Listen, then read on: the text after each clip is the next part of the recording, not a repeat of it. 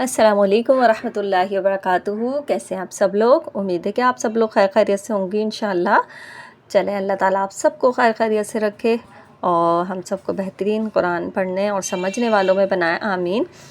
हम पढ़ रहे थे मखारिजुल रईस अलिल हुरूफ, उसमें से हमने अलजौफ देख लिया था, अलहल्क भी देख लिया अल्हम्दुलिल्लाह। आज हम देखेंगे अलफ़म, और अलफ़म में आज हम देखेंगे अल्लिसान इंशाअल्लाह। चलें जी, दुआ के साथ आगाज़ करेंगे। औज़ु बिल्लाहि मिनश शैतानिर रजीम, बिस्मिल्लाहिर रहमानिर रहीम। रब्बि इश्रह ली सदरी व यस्सिर ली अमरी वहलुल उक़दतम मिन लिसानी यफ़क़हू क़ौली रब्बि ज़िदनी इल्मा अल्लाहुम्मा फ़क़्हिना फ़िद्दीन, आमीन।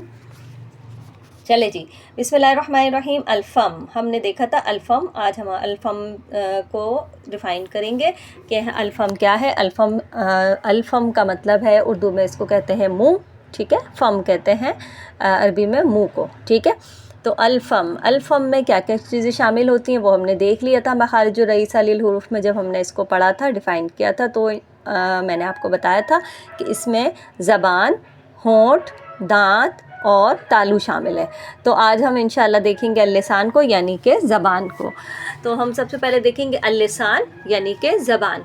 ज़बान के 10 मखारिज हैं जिनसे 18 हुरूफ अदा होते हैं। इन 10 मखारिज को ज़बान के 4 हिस्सों में तकसीम किया गया है।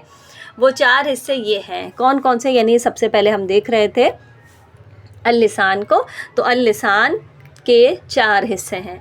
एक तो सबसे है पहले अक्सल लिसान। अक्सल लिसान से, अक्सा से मुराद मैंने आपको अक्सल हल्क में भी बताया था कि अक्सा का मतलब होता है दूर, ठीक है। तो अक्सल लिसान यानी सबसे आखिरी हिस्सा जो कि हमारा हलक से पहले है, और वहाँ पे है जहाँ पर आपको आपके हल्क से पहले कव्वा नज़र आता है, तो वहाँ से जो आखिर में आपको ज़बान नज़र आ रही होती है वही ज़बान का आखिरी हिस्सा है, ठीक है।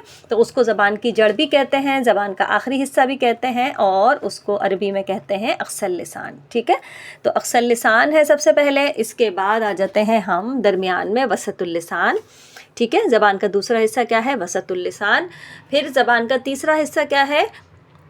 हाफ़तुल लिसान। हाफ़तुल लिसान किसको कहते हैं? हाफ़ा का मतलब होता है किनारे, ठीक है। तो किनारे यानी जब आप अपनी ज़बान को देखें तो आपकी ज़बान ऐसी सीधी आपको नज़र आती है, तो उसके एक किनारे भी होते हैं, आगे से भी किनारे होते हैं और पीछे से भी किनारे होते हैं। तो जो दाढ़ों की तरफ के जो किनारे हैं वो होते हैं अक्सल हाफ़तुल लिसान, ठीक है। हाफ़तुल लिसान जो है वो भी होते हैं, और हाफ़तुल लिसान वो भी होते हैं जो हमारी ज़बान की नोक जो आपको नज़र आ रही होती है उसके साइड के किनारे जो हैं वो भी हाफ़ा ही कहलाते हैं, ठीक है। लेकिन इसमें थोड़ा सा फ़र्क है, अभी वो हम इंशाअल्लाह आगे जब उसके मखारिज देखेंगे तो उसमें मैं आपको इंशाअल्लाह बताऊंगी।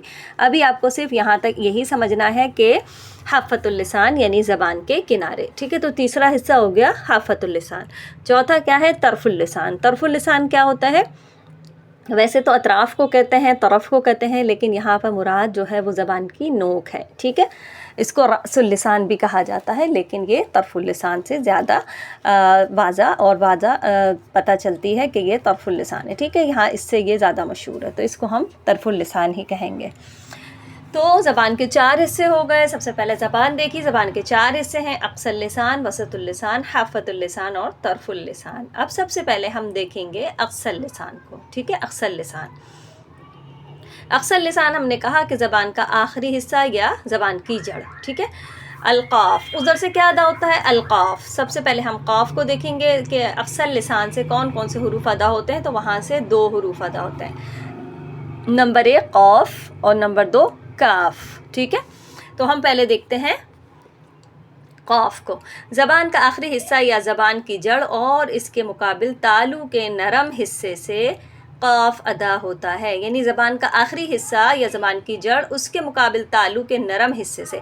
अब अगर आप अपनी ज़बान भी देखें, अगर आप फ़ोल्ड करके, अगर आप जो आपकी ज़बान है अगर आप वो पीछे ले जाएं, जो आपका तालू है, तो आपका एक तालू होता है सख्त जो कि स्टार्ट में होता है, और फिर वहाँ पीछे जो होता है वो नरम तालू होता है, ठीक है। और अगर आपको नहीं तो आप उसको अपनी उंगली से भी چیک کر سکتے ہیں، یعنی آپ اپنے تالو کے اوپر انگلی پھیریں اور اس کو پیچھے تک لے جائیں تو آپ کو پتہ چلے گا کہ جو اسٹارٹ کا تالو ہے وہ سخت ہے اور جو پیچھے کا تالو ہے وہ نرم ہے۔ تو زبان کی جڑ جب اوپر کو اٹھتی ہے اور اوپر کو لگتی ہے تو وہاں سے قاف ادا ہوتا ہے، ٹھیک ہے۔ اس کے بعد ہم دیکھتے ہیں کاف کے مخرج کو۔ زبان کی جڑ یا زبان کا آخری حصہ اس کے مقابل تالو کے نرم اور سخت حصے سے ادا ہوتا ہے۔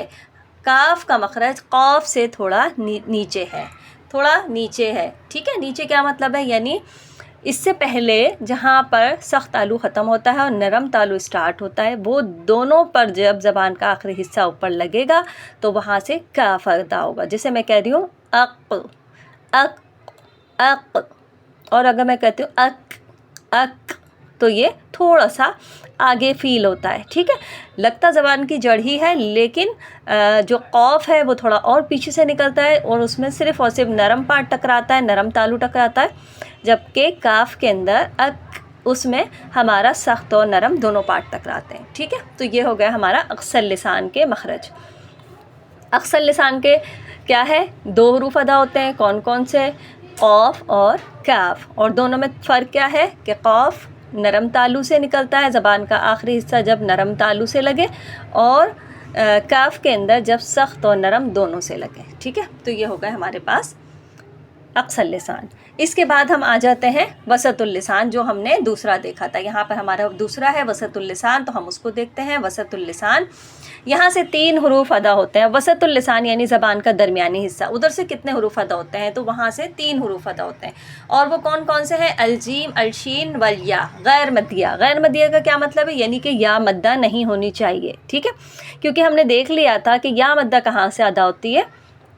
تو آپ کو یاد ہوگا کہ ہم نے الجوف جو پڑھا تھا تو ہم نے اس میں دیکھا تھا کہ یا مدہ، الف مدہ، واو مدہ، یا مدہ جو ہے وہ الجوف سے ادا ہوتے ہیں۔ تو جو یا مدہ ہوتی ہے جیسے جی، ای، بی، تی، یہ کہاں سے ادا ہو رہے ہیں؟ یہ ہمارے الجوف سے ادا ہو رہے ہیں، ٹھیک ہے۔